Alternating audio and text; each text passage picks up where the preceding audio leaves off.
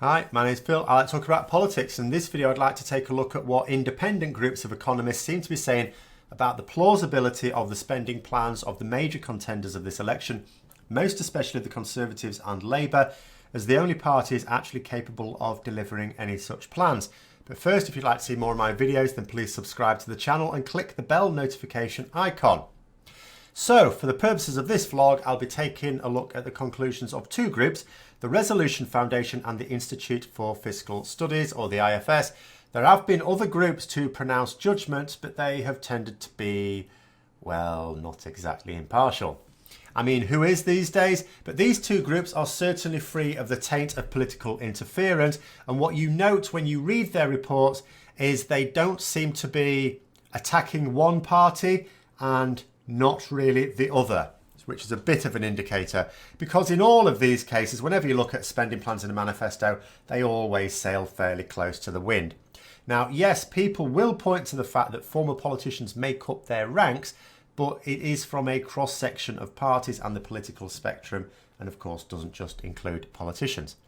So the Resolution Foundation first, and they seem to raise an eyebrow at both Labour and Conservative spending plans. But far from the headshake of incredulity and fake facepalm towards just one of the parties from the more partisan groups such as the CBI, as I've said, they have been more focused on the realities of the plans. But first, I should just address a point that I know others have made. So it was reported in the media that this group was saying that all the plans were not exactly watertight. And Lib Dem supporters were keen to stress that this foundation did give their plans a clean bill of health. This is true. The group did say there were no issues with the Lib Dem spending plans fiscally, but let's be honest, even Jo Swinson no longer believes her own hype that she will be able to form a government. In a case such as this, why stretch spending plans to their limits when they are never going to be implemented? You might as well at least retain credibility.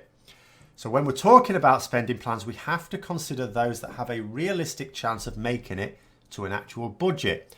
The government writes the budget, even though a majority in Parliament has to sign off on it, and the next government will either be a Conservative or a Labour one. Oddly enough, neither group actually had anything to say about bin faces spending plans. Perhaps they just weren't sure how to calculate the cost of nationalising Adele, or maybe they just balked at the sight of a proposal to give £1 trillion a week to the NHS. But when it came to the Conservatives, the Resolution Foundation said that the spending plans would, and I quote, leave the smallest headroom any chancellors had against a government borrowing rule. Now, of course, you don't need to be an economist to have guessed that they would do this. There are two reasons for this. The first is that Boris Johnson never thinks anything through and takes no time to understand anything when it's explained to him. He will have asked what was the maximum he could propose spending and shown no interest in such things as emergency contingency planning or margins of error. Like someone who budgets for the exact amount that their car's annual MOT and service will cost without ever considering that there might be something wrong with it and extra repair costs needed. And the second reason is that the Conservatives have no intention of sticking to their spending plans. They just needed to be able to say that their plans were costed. No need to build in a margin for error if you're never going to actually implement it. I would say that when the time comes, they'll just make excuses when they don't follow through on these spending plans, but I'm not sure they'll even bother. They already know that their supporters never question them, so they'll probably just pretend they have made good on them when they haven't. You said you were going to, pay for another 20,000 police officers when they've paid for maybe 10,000. They'll just say that they have. No one's going to go around counting them as far as they're concerned. The other thing is the group's estimation is that there's an 86% chance of the spending plans going wrong for the Conservatives without building in a better cushion against unexpected results. They also said that even the 14% chance of it somehow working out won't be applicable if they go through with the tax cuts that they've been publicly proposing but don't seem to have actually included in the figures.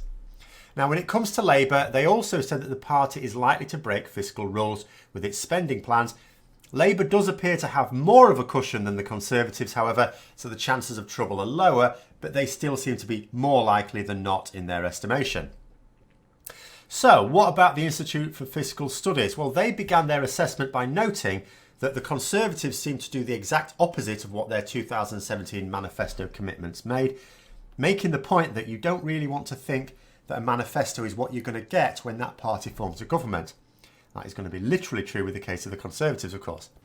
But if we do take the Conservative manifesto at its word, yes, I know, then they say that it suggests no more austerity. Well, that's good, but that our economy will still be in very poor health because of all the prior austerity basically baked in.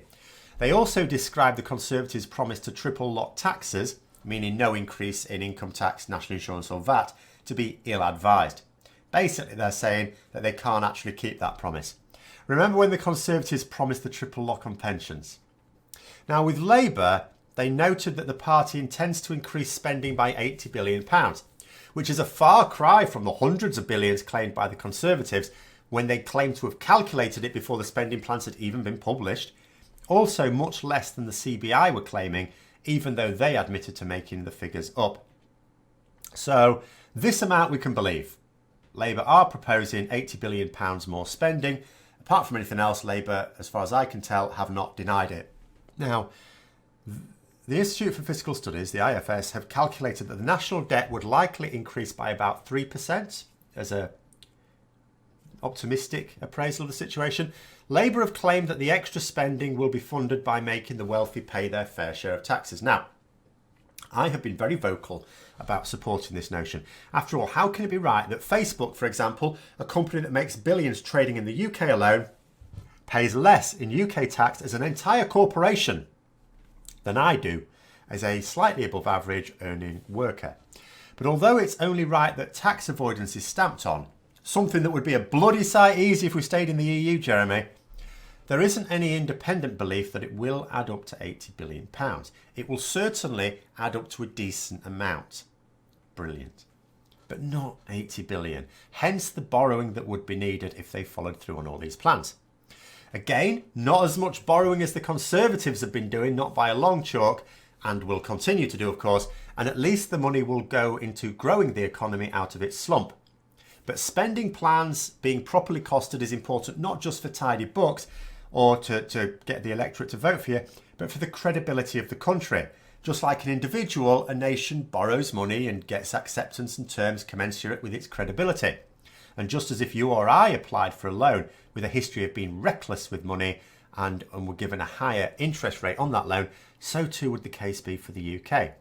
We need to show that we are fiscally responsible, and that means not only balancing the books, but giving yourself headroom for those unexpected events, which always happen. You cannot accurately predict exactly how much revenue you're going to raise in taxation, and you cannot always predict exactly what your expenditure is going to be because things happen, emergencies happen for which you need emergency funding. Now, it has to be said that the reality is probably that Labour wouldn't be reckless. The party doesn't have a history of doing that in government, and the party at large is unlikely to allow any leader to do so. You often expect a government in waiting party to make a few optimistic assumptions in working out their spending plans, knowing that they won't actually have time in one parliament to implement everything they're talking about anyway. And the IFS themselves have noted that Labour's spending plans should be looked at as long-term plans. Very long-term when you look at a lot of them are intended for completion in 10 or even 20 years' time, not 5. And they also said that some of them are simply not possible to be implemented within 5 years anyway. And they also said that Labour plans were not dissimilar to those in other successful European economies, echoing what Labour themselves have said, that their plans aren't actually strange or ultra-radical. They're just catching up with other economies that are at the moment outstripping us. That's all there is to it. So those are the main points. If you'd like to read them yourself in more detail, just look up the Resolution Foundation and the Institute for Fiscal Studies. Their summaries are spread over multiple links, so not really feasible to put them all down there. I'm not going to anyway, because you can Google it.